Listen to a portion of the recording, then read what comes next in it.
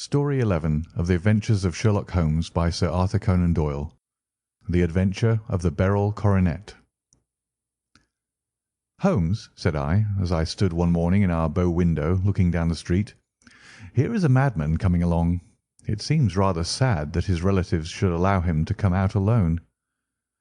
My friend rose lazily from his armchair and stood with his hands in the pockets of his dressing gown, looking over my shoulder.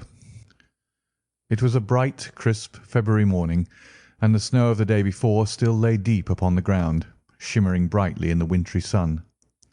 Down the centre of Baker Street it had been ploughed into a brown, crumbly band by the traffic, but at either side and on the heaped-up edges of the footpaths it still lay as white as when it fell.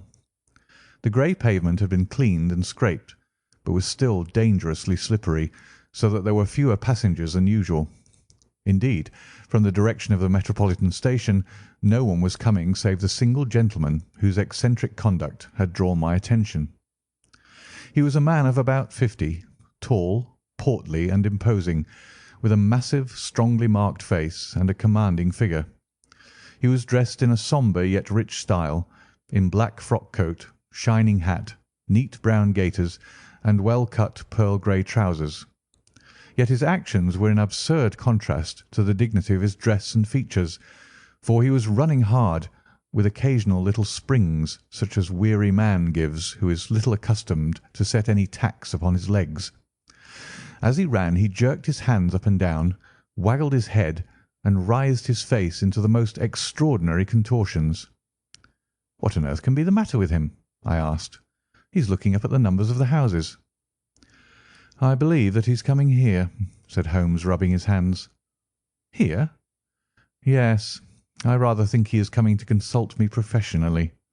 I think that I recognise the symptoms." "Ha! Did I not tell you?" As he spoke, the man, puffing and blowing, rushed at our door and pulled at our bell until the whole house resounded with the clanging. A few moments later he was in our room, still puffing, still gesticulating, but with so fixed a look of grief and despair in his eyes that our smiles were turned in an instant to horror and pity. For a while he could not get his words out, but swayed his body and plucked at his hair like one who has been driven to the extreme limits of his reason. Then, suddenly springing to his feet, he beat his head against the wall with such force that we both rushed upon him and tore him away to the centre of the room. Sherlock Holmes pushed him down into the easy-chair, and, sitting beside him, patted his hand and chatted with him in the easy, soothing tones which he knew so well how to employ.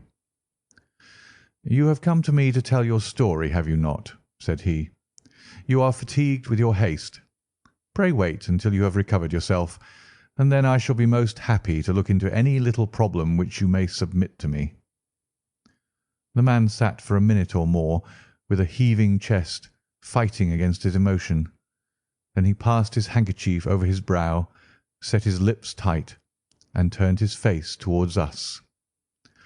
"No doubt you think me mad," said he. "I see that you've had some great trouble," responded Holmes. "God knows I have.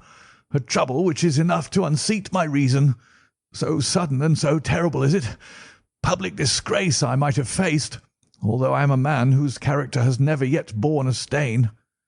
Private affliction also is the lot of every man, but the two coming together, and in so frightful a form, have been enough to shake my very soul. Besides, it is not I alone. The very noblest in the land may suffer unless some way be found out of this horrible affair." "Pray compose yourself, sir," said Holmes, "and let me have a clear account of who you are and what it is that has befallen you." "My name," answered our visitor, "is probably familiar to your ears. I am Alexander Holder, of the banking firm of Holder and Stevenson, of Threadneedle Street."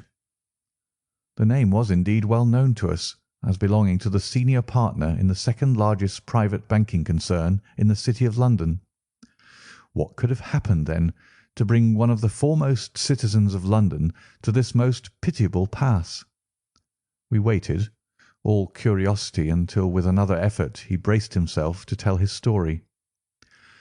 "I feel that time is of value," said he.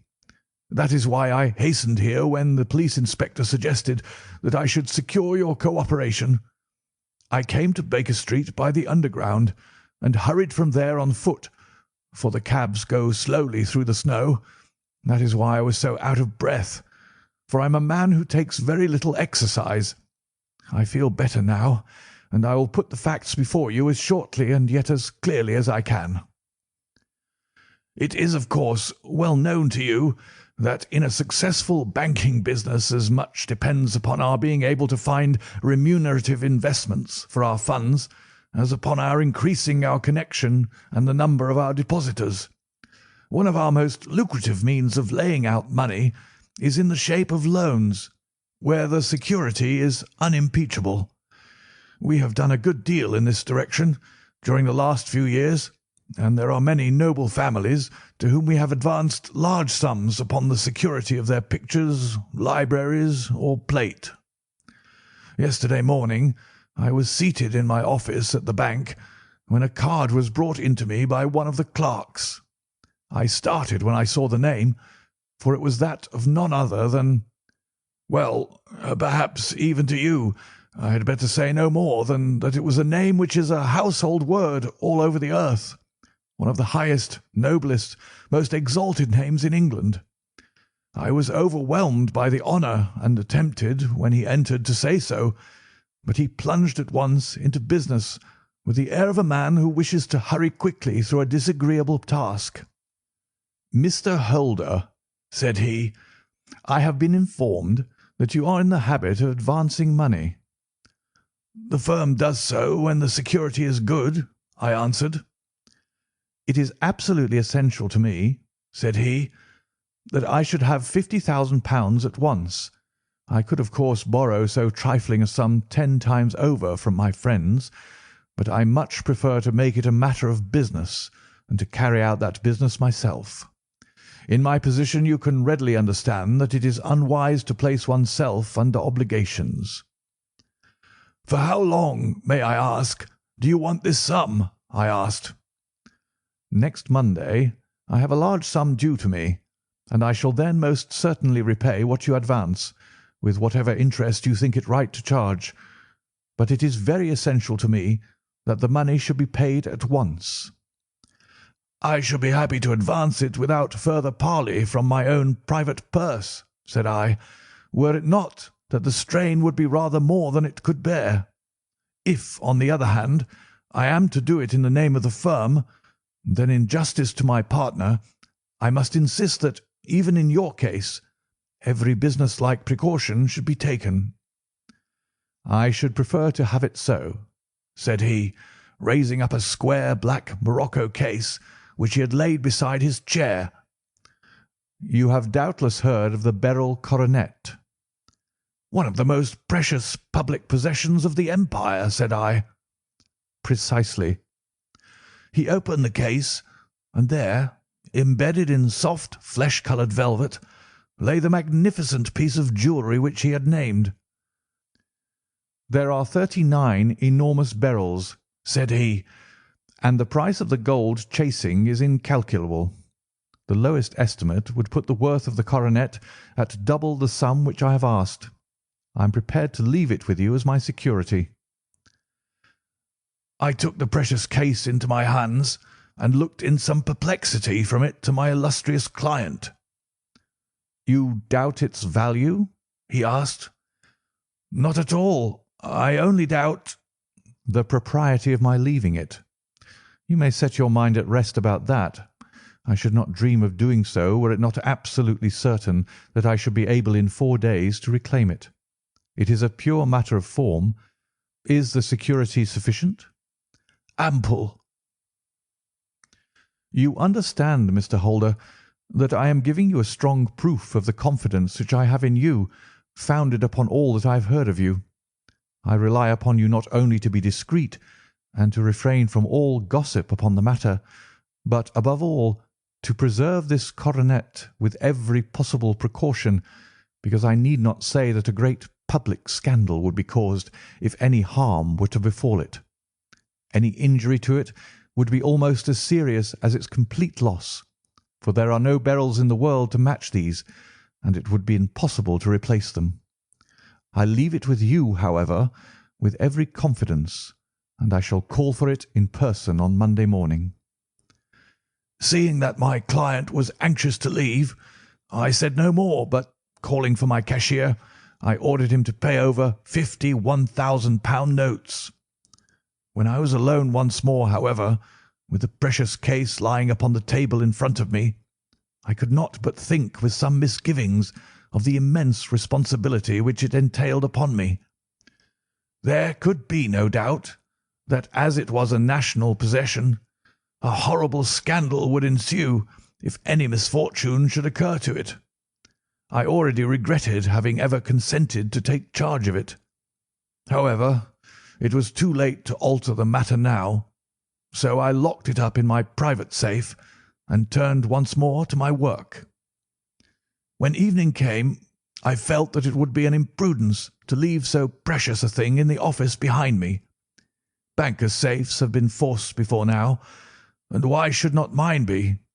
If so, how terrible would be the position in which I should find myself. I determined, therefore, that for the next few days I would always carry the case backward and forward with me, so that it might never be really out of my reach.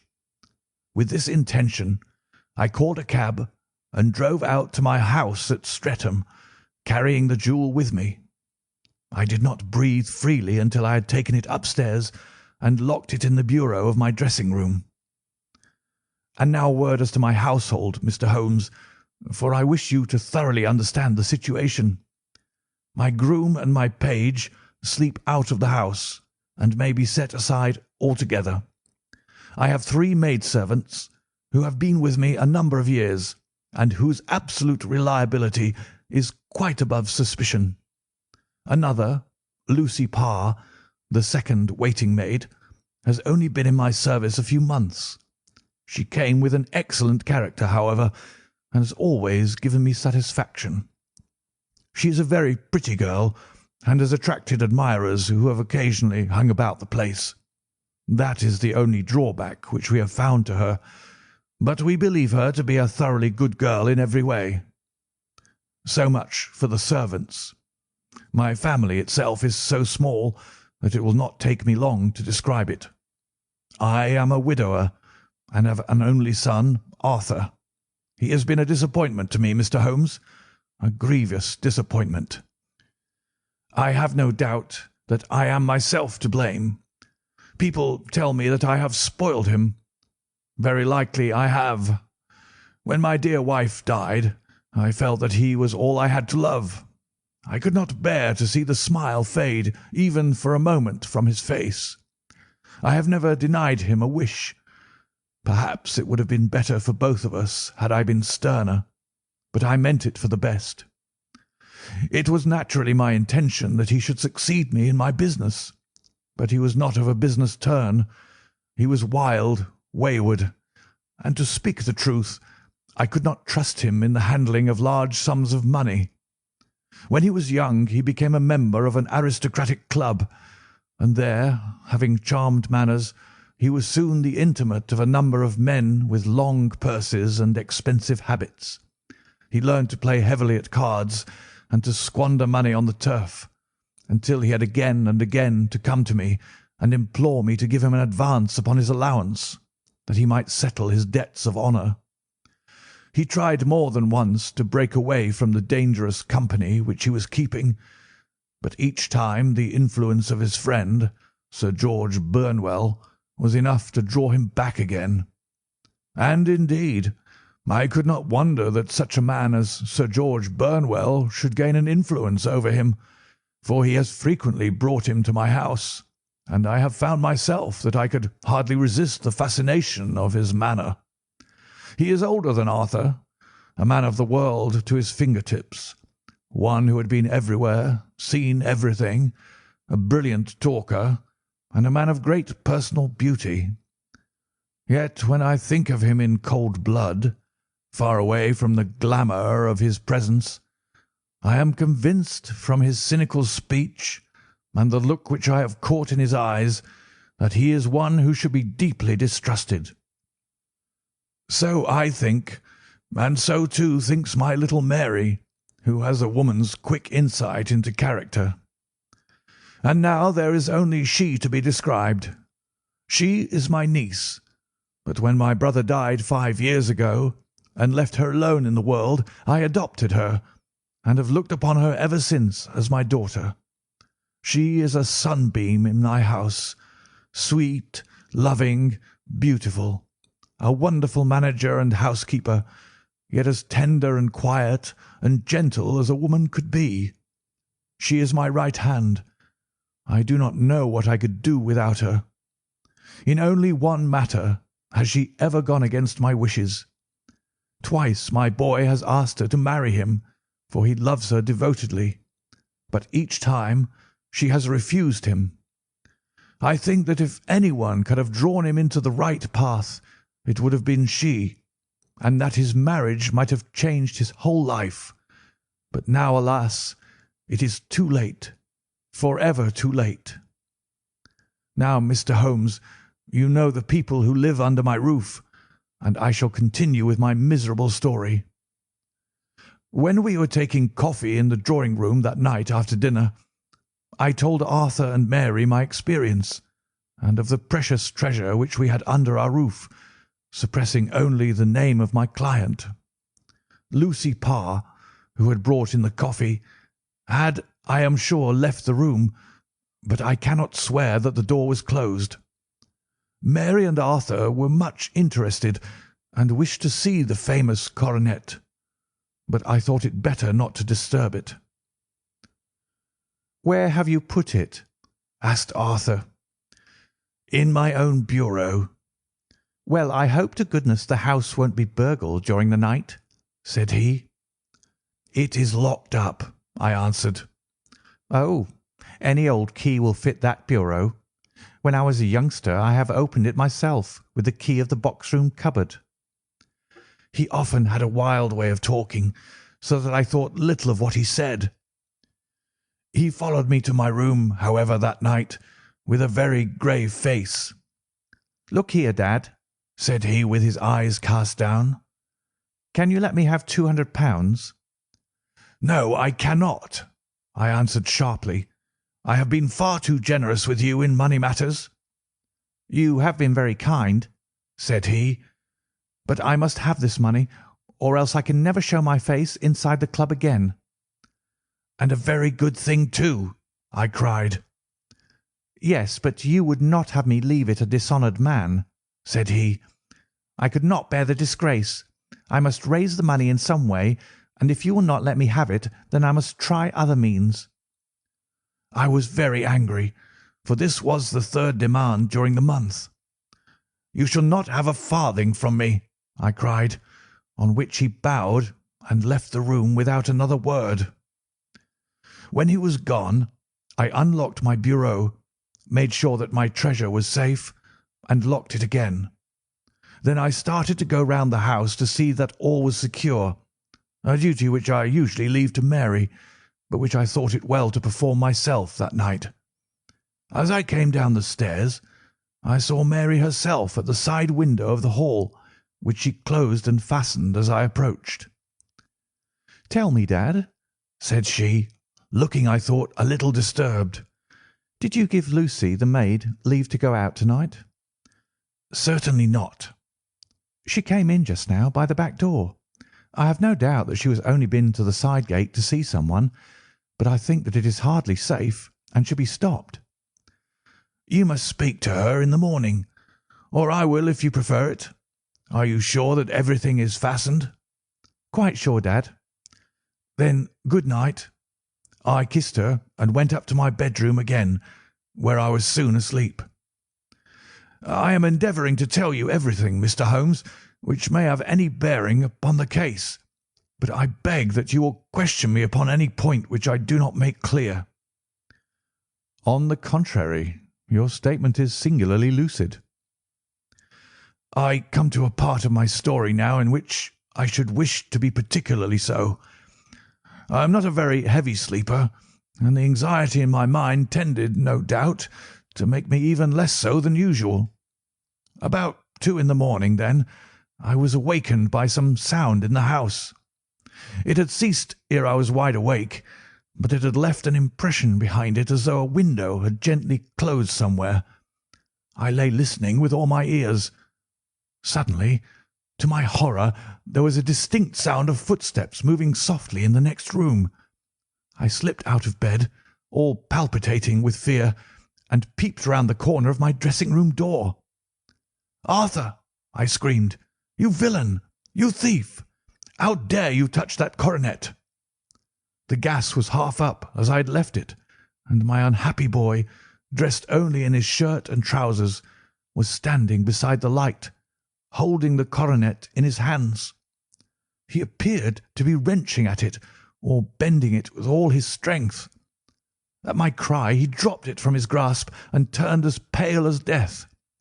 I snatched it up and examined it.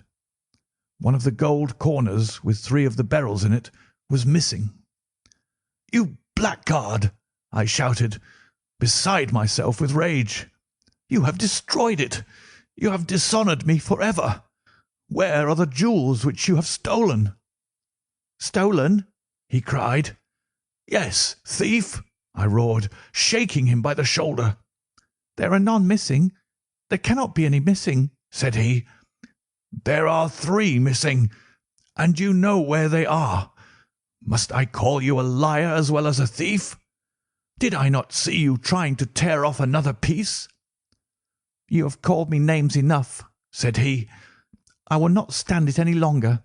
I shall not say another word about the business, since you have chosen to insult me. I will leave your house in the morning and make my own way in the world." "You shall leave it in the hands of the police," I cried, half mad with grief and rage. "I shall have this matter probed to the bottom." "You shall learn nothing from me," said he with a passion such as I should not have thought it was in his nature. "If you choose to call the police, let the police find what they can."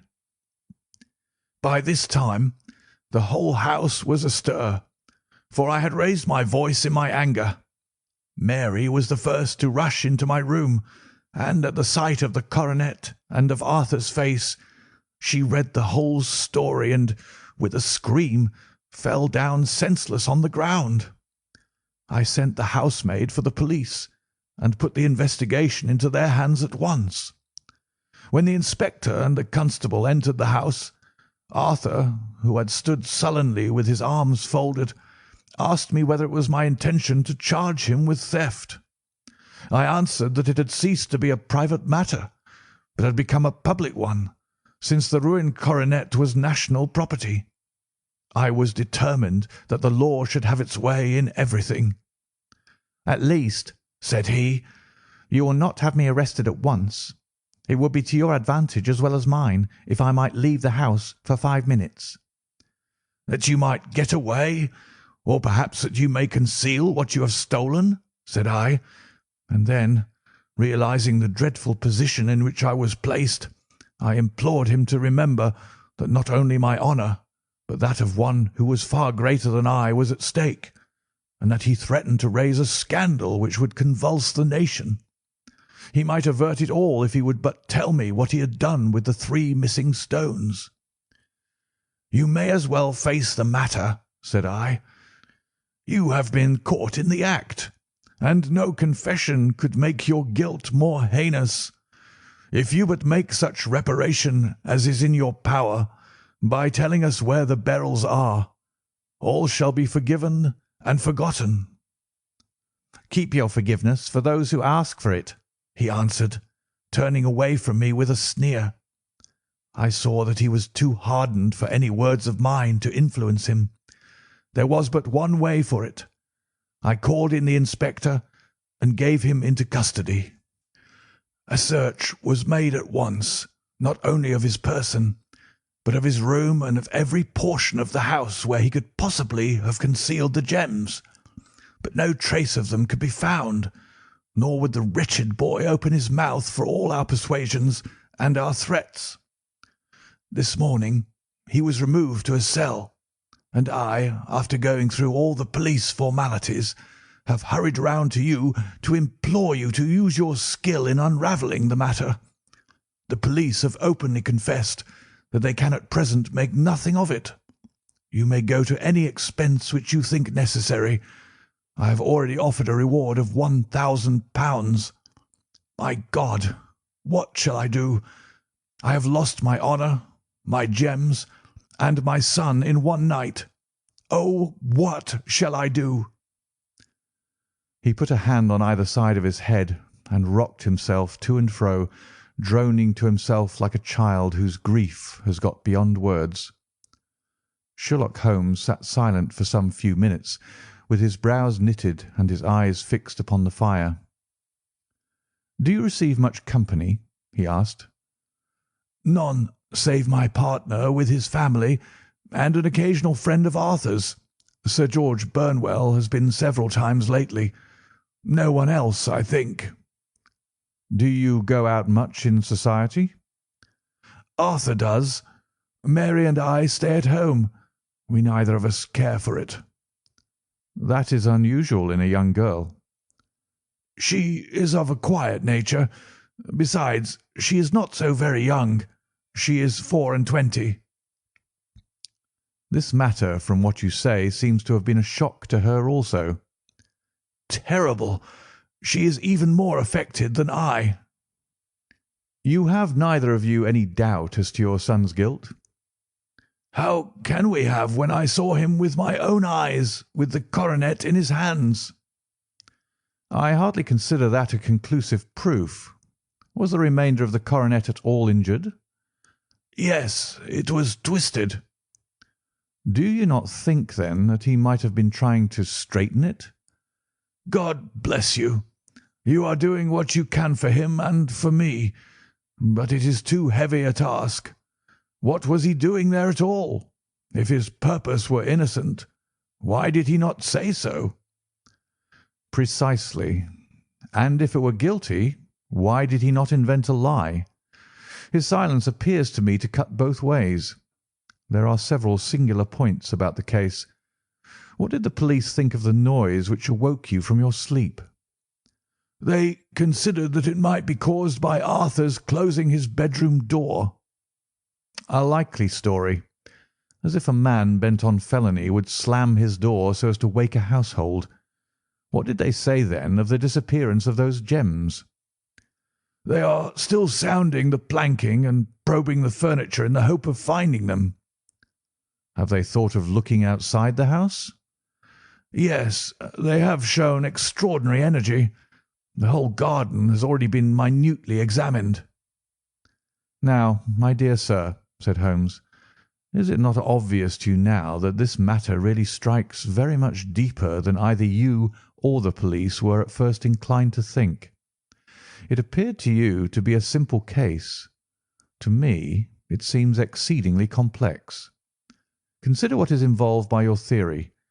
You suppose that your son came down from his bed, went at great risk to your dressing-room, opened your bureau, took out your coronet, broke off by main force a small portion of it, went off to some other place, concealed 3 gems out of the 39, with such skill that nobody can find them, and then returned with the other 36 into the room in which he exposed himself to the greatest danger of being discovered.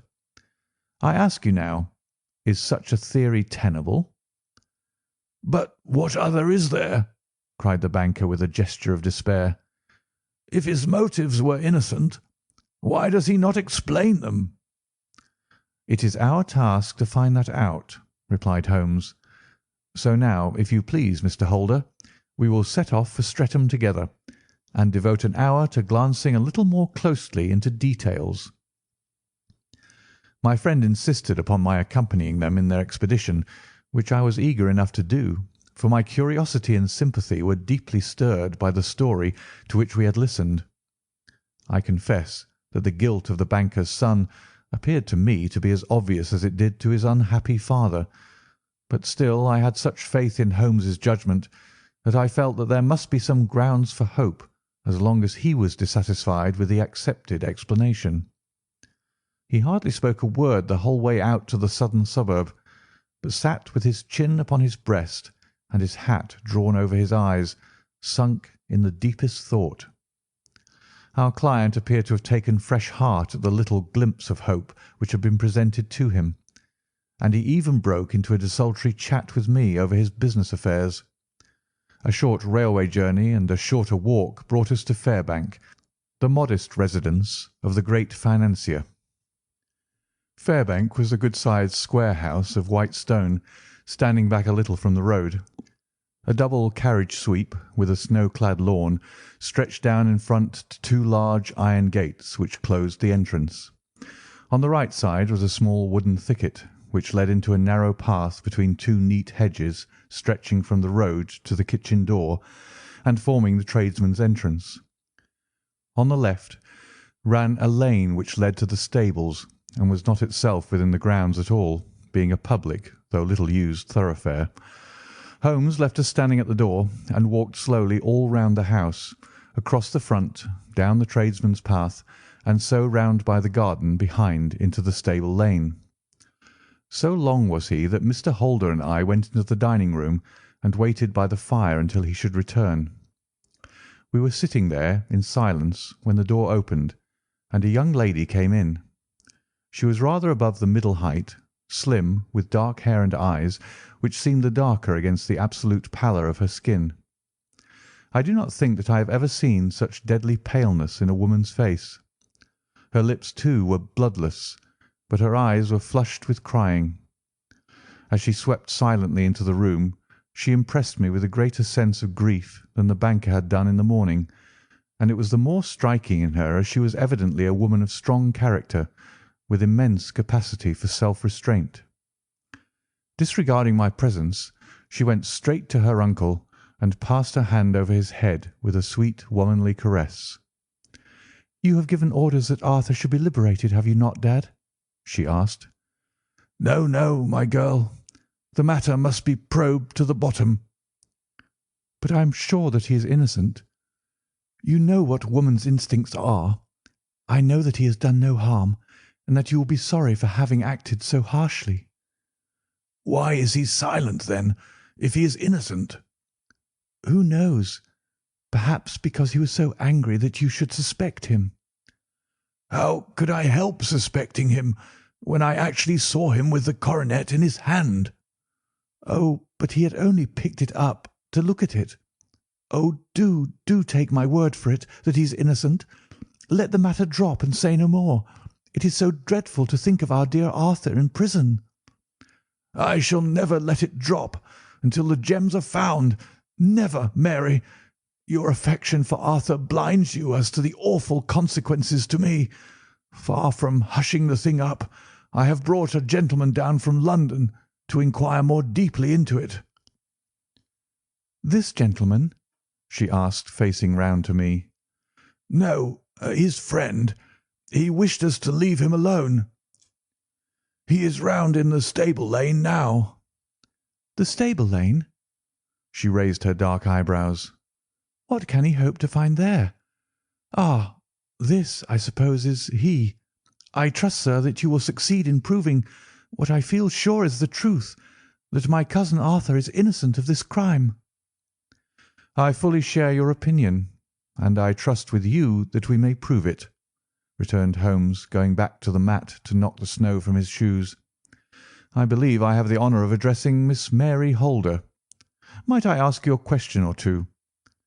"Pray do, sir, if it may help to clear this horrible affair up." "You heard nothing yourself last night?" "Nothing, until my uncle here began to speak loudly. I heard that, and I came down." "You shut up the windows and doors the night before? Did you fasten all the windows?" "Yes." "Were they all fastened this morning?" "Yes." "You have a maid who has a sweetheart. I think that you remarked to your uncle last night that she had been out to see him." "Yes, and she was the girl who waited in the drawing-room and who may have heard uncle's remarks about the coronet." "I see. You infer that she may have gone out to tell her sweetheart, and that the two may have planned the robbery." "But what is the good of all these vague theories?" cried the banker impatiently, "when I have told you that I saw Arthur with the coronet in his hands?" "Wait a little, Mr. Holder. We must come back to that. About this girl, Miss Holder. You saw her return by the kitchen door, I presume?" "Yes. When I went to see if the door was fastened for the night, I met her slipping in. I saw the man, too, in the gloom." "Do you know him?" "Oh, yes. He is the greengrocer who brings our vegetables round. His name is Francis Prosper." "He stood," said Holmes, "to the left of the door. That is to say, farther up the path than is necessary to reach the door." "Yes, he did." "And he is a man with a wooden leg." Something like fear sprang up in the young lady's expressive black eyes. "Why, you are like a magician," said she. "How do you know that?" She smiled, but there was no answering smile in Holmes' thin, eager face. "I shall be very glad now to go upstairs," said he. "I shall probably wish to go over the outside of the house again. Perhaps I had better take a look at the lower windows before I go up." He walked swiftly round from one to the other, pausing only at the large one which looked from the hall onto the stable lane. This he opened and made a very careful examination of the sill with his powerful magnifying lens. "Now we shall go upstairs," said he at last. The banker's dressing-room was a plainly furnished little chamber, with a grey carpet, a large bureau, and a long mirror. Holmes went to the bureau first and looked hard at the lock. "Which key was used to open it?" he asked. "That which my son himself indicated, that of the cupboard of the lumber room." "Have you it here?" "That is it on the dressing-table." Sherlock Holmes took it up and opened the bureau. "It is a noiseless lock," said he. "It is no wonder that it did not wake you. This case, I presume, contains the coronet. We must have a look at it." He opened the case, and taking out the diadem, he laid it upon the table. It was a magnificent specimen of the jeweller's art, and the 36 stones were the finest that I have ever seen. At one side of the coronet was a cracked edge, where a corner holding 3 gems had been torn away. "Now, Mr. Holder," said Holmes, "here is the corner which corresponds to that which has been so unfortunately lost. Might I beg that you will break it off?" The banker recoiled in horror. "I should not dream of trying," said he. "Then I will." Holmes suddenly bent his strength upon it, but without result.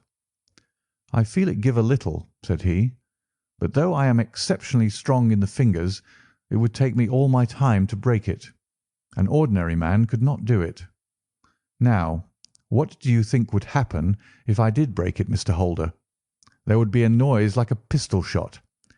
Do you tell me that all this happened within a few yards of your bed, and that you heard nothing of it?" "I do not know what to think. It is all dark to me." "But perhaps it may grow lighter as we go. What do you think, Miss Holder?" "I confess that I still share my uncle's perplexity." "Your son had no shoes or slippers on when you saw him?" "He had nothing on save only his trousers and shirt." "Thank you. We have certainly been favoured with extraordinary luck during this inquiry, and it will be entirely our own fault if we do not succeed in clearing the matter up. With your permission, Mr. Holder, I shall now continue my investigations outside." He went alone at his own request, for he explained that any unnecessary footmarks might make his task more difficult. For an hour or more he was at work, returning at last with his feet heavy with snow and his features as inscrutable as ever. "I think that I have seen now all that there is to see, Mr. Holder," said he. "I can serve you best by returning to my rooms." "But the gems, Mr. Holmes, where are they?" "I cannot tell." The banker wrung his hands. "I shall never see them again," he cried. "And my son! You give me hopes." "My opinion is in no way altered." "Then, for God's sake, what was this dark business which was acted in my house last night?" If you can call upon me at my Baker Street rooms tomorrow morning between 9 and 10, I shall be happy to do what I can to make it clearer. I understand that you give me carte blanche to act for you, provided only that I get back the gems, and that you place no limit on the sum I may draw. I would give my fortune to have them back. Very good. I shall look into the matter between this and then. Good-bye. It is just possible that I may have to come over here again before evening. It was obvious to me that my companion's mind was now made up about the case, although what his conclusions were was more than I could even dimly imagine. Several times during our homeward journey I endeavoured to sound him upon the point, but he always glided away to some other topic, until at last I gave it over in despair. It was not yet 3 when we found ourselves in our rooms once more. He hurried to his chamber, and was down again in a few minutes, dressed as a common loafer. With his collar turned up, his shiny, seedy coat, his red cravat, and his worn boots, he was a perfect sample of the class. "I think that this should do," said he, glancing into the glass above the fireplace. "I only wish you could come with me, Watson, but I fear that it won't do. I may be on the trail in this matter, or I may be following a will-o'-the-wisp, but I shall soon know which it is. I hope that I may be back in a few hours." He cut a slice of beef from the joint upon the sideboard, sandwiched it between 2 rounds of bread, and thrusting his rude meal into his pocket, he started off upon his expedition. I had just finished my tea when he returned, evidently in excellent spirits, swinging an old elastic-sided boot in his hand. He chucked it down into a corner and helped himself to a cup of tea.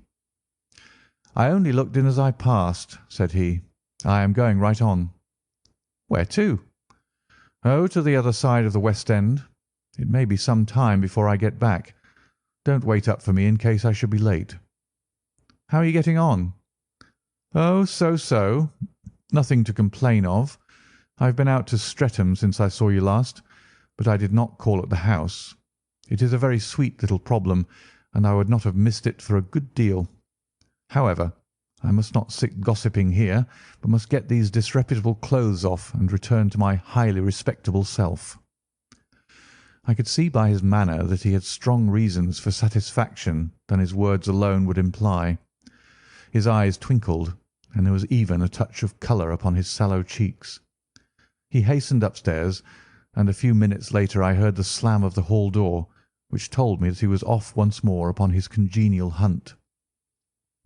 I waited until midnight, but there was no sign of his return, so I retired to my room. It was no uncommon thing for him to be away for days and nights on end when he was hot upon a scent, so that his lateness caused me no surprise. I do not know at what hour he came in, but when I came down to breakfast in the morning, there he was with a cup of coffee in one hand and the paper in the other, as fresh and trim as possible.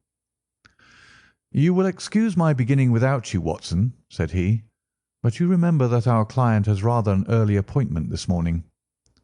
"Why, it is after 9 now," I answered. "I should not be surprised if that were he. I thought I heard a ring." It was indeed our friend the financier. I was shocked by the change which had come over him, for his face, which was naturally of a broad and massive mould, was now pinched and fallen in, while his hair seemed to me at least a shade whiter. He entered with a weariness and lethargy which was even more painful than his violence of the morning before, and he dropped heavily into the armchair which I pushed forward for him. "I do not know what I have done to be so severely tried," said he. "Only 2 days ago I was a happy and prosperous man, without a care in the world. Now I am left to a lonely and dishonoured age. One sorrow comes close upon the heels of another. My niece Mary has deserted me." "Deserted you?" "Yes. Her bed this morning had not been slept in. Her room was empty, and a note for me lay upon the hall table. I had said to her last night, in sorrow and not in anger, that if she had married my boy all might have been well with him. Perhaps it was thoughtless of me to say so. It is to that remark that she refers in this note. My dearest uncle, I feel that I have brought trouble upon you, and that if I had acted differently this terrible misfortune might never have occurred. I cannot, with this thought in my mind, ever again be happy under your roof, and I feel that I must leave you forever. Do not worry about my future, for that is provided for, and above all, do not search for me, for it will be fruitless labour and an ill service to me. In life or in death, I am ever your loving Mary. What could she mean by that note, Mr. Holmes? Do you think it points to suicide? No, no, nothing of the kind. It is perhaps the best possible solution. I trust, Mr. Holder, that you are nearing the end of your troubles. Ha! You say so. You have heard something, Mr. Holmes? You have learned something? Where are the gems? You would not think £1,000 apiece an excessive sum for them? I would pay 10. That would be unnecessary. The 1,000 will cover the matter, and there is a little reward, I fancy. Have you your cheque-book? Here is a pen. Better make it out for £4,000. With a dazed face, the banker made out the required cheque. Holmes walked over to his desk, took out a little triangular piece of gold with 3 gems in it, and threw it down upon the table. With a shriek of joy, our client clutched it up. "You have it!" he gasped. "I am saved! I am saved!" The reaction of joy was as passionate as his grief had been, and he hugged his recovered gems to his bosom.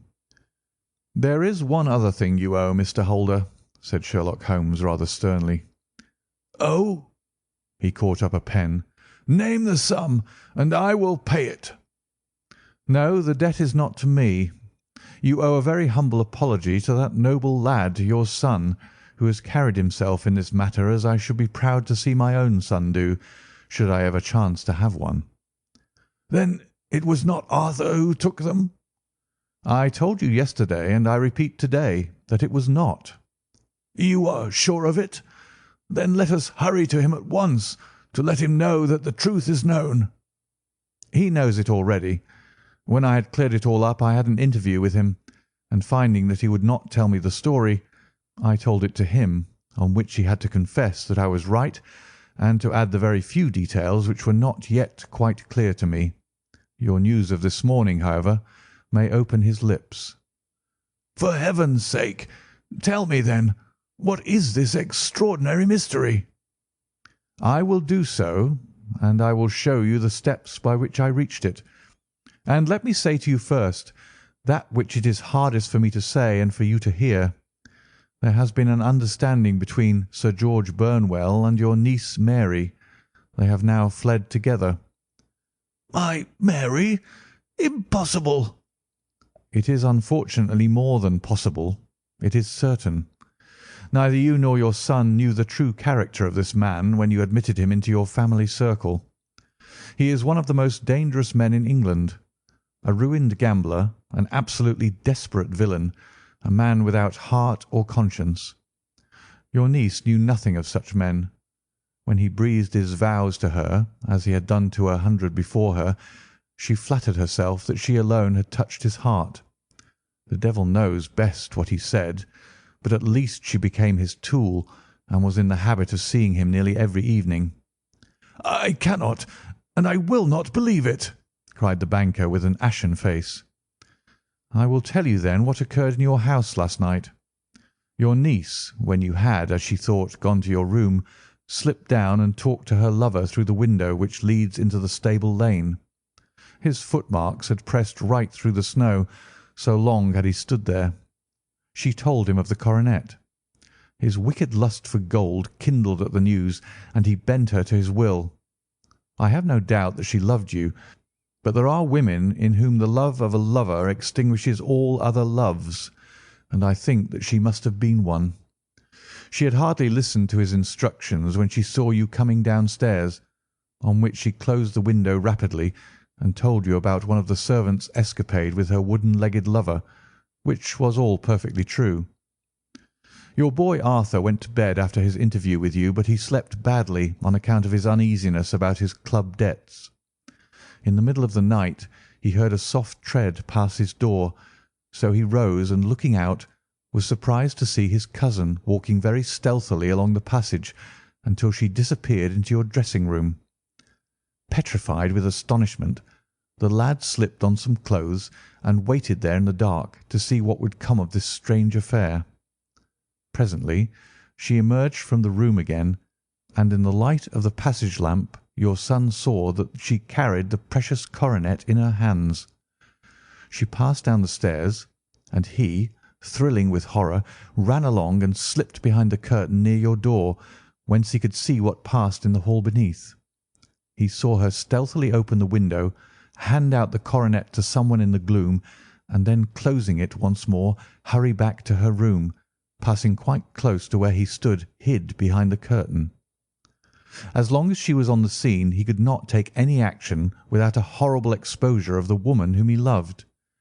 But the instant that she was gone, he realized how crushing a misfortune this would be for you, and how all-important it was to set it right. He rushed down, just as he was, in his bare feet, opened the window, sprang out into the snow, and ran down the lane, where he could see a dark figure in the moonlight. Sir George Burnwell tried to get away, but Arthur caught him, and there was a struggle between them, your lad tugging at one side of the coronet and his opponent at the other. In the scuffle your son struck Sir George and cut him over the eye. Then something suddenly snapped, and your son, finding that he had the coronet in his hands, rushed back, closed the window, ascended to your room, and had just observed that the coronet had been twisted in the struggle, and was endeavouring to straighten it, when you appeared upon the scene. "Is it possible?" gasped the banker. You then roused his anger by calling him names at a moment when he felt that he had deserved your warmest thanks. He could not explain the true state of affairs without betraying one who certainly deserved little enough consideration at his hands. He took the more chivalrous view, however, and preserved her secret. "And that was why she shrieked and fainted when she saw the coronet," cried Mr. Holder. "Oh, my God, what a blind fool I have been! And his asking to be allowed to go out for 5 minutes. The dear fellow wanted to see if the missing piece were at the scene of the struggle. How cruelly I have misjudged him!" "When I arrived at the house," continued Holmes, "I at once went very carefully round it to observe if there were any traces in the snow which might help me. I knew that none had fallen since the evening before, and also that there had been a strong frost to preserve impressions. I passed along the tradesman's path, but found it all trampled down and indistinguishable. Just beyond it, however, at the far side of the kitchen door, a woman had stood and talked with a man, whose round impressions on one side showed that he had a wooden leg. I could even tell that they had been disturbed, for the woman had run back swiftly to the door, as was shown by the deep toe and light heel marks, while Wooden Leg had waited a little and then had gone away. I thought at the time that this might be the maid and her sweetheart, of whom you had already spoken to me, and inquiry showed it was so. I passed round the garden without seeing anything more than random tracks, which I took to be the police. But when I got into the stable lane, a very long and complex story was written in the snow in front of me. There was a double line of tracks of a booted man, and a second double line, which I saw with delight belonged to a man with naked feet. I was at once convinced from what you had told me that the latter was your son. The first had walked both ways, but the other had run swiftly, and as his tread was marked in places over the depression of the boot, it was obvious that he had passed after the other. I followed them up and found they led to the hall window, where Boots had worn all the snow away while waiting. Then I walked to the other end, which was 100 yards or more down the lane. I saw where Boots had faced round, where the snow was cut up as though there had been a struggle, and finally where a few drops of blood had fallen, to show me that I was not mistaken. Boots had then run down the lane, and another little smudge of blood showed that it was he who had been hurt. When he came to the high road at the other end, I found that the pavement had been cleared, so there was an end to that clue. On entering the house, however, I examined, as you remember, the sill and framework of the hall window with my lens, and I could at once see that someone had passed out. I could distinguish the outline of an instep where the wet foot had been placed in coming in. I was then beginning to be able to form an opinion as to what had occurred. A man had waited outside the window. Someone had brought the gems. The deed had been overseen by your son. He had pursued the thief, had struggled with him. They had each tugged at the coronet, their united strength causing injuries which neither alone could have effected. He had returned with the prize, but had left a fragment in the grasp of his opponent. So far I was clear. The question now was, who was the man, and who was it brought him the coronet? It is an old maxim of mine that when you have excluded the impossible, whatever remains, however improbable, must be the truth. Now I knew that it was not you who had brought it down, so there only remained your niece and the maids. But if it were the maids, why should your son allow himself to be accused in their place? There could be no possible reason. As he loved his cousin, however, there was an excellent explanation why he should retain her secret, the more so as the secret was a disgraceful one. When I remembered that you had seen her at that window and how she had fainted on seeing the coronet again, my conjecture became a certainty. And who could it be who was her confederate? A lover, evidently, for who else could outweigh the love and gratitude which she must feel to you? I knew that you went out little, and that your circle of friends was a very limited one, but among them was Sir George Burnwell. I had heard of him before as being a man of evil reputation among women. It must have been he who wore those boots and retained the missing gems. Even though he knew that Arthur had discovered him, he might still flatter himself that he was safe, for the lad could not say a word without compromising his own family. Well, your own good sense will suggest what measures I took next. I went in the shape of a loafer to Sir George's house, managed to pick up an acquaintance with his valet, learned that his master had cut his head the night before, and finally, at the expense of 6 shillings, made all sure by buying a pair of his cast-off shoes. With these I journeyed down to Streatham and saw that they exactly fitted the tracks. "I saw an ill-dressed vagabond in the lane yesterday evening," said Mr. Holder. Precisely. It was I. I found that I had my man, so I came home and changed my clothes. It was a delicate part which I had to play then, for I saw that a prosecution must be avoided to avert scandal, and I knew that so astute a villain would see that our hands were tied in the matter.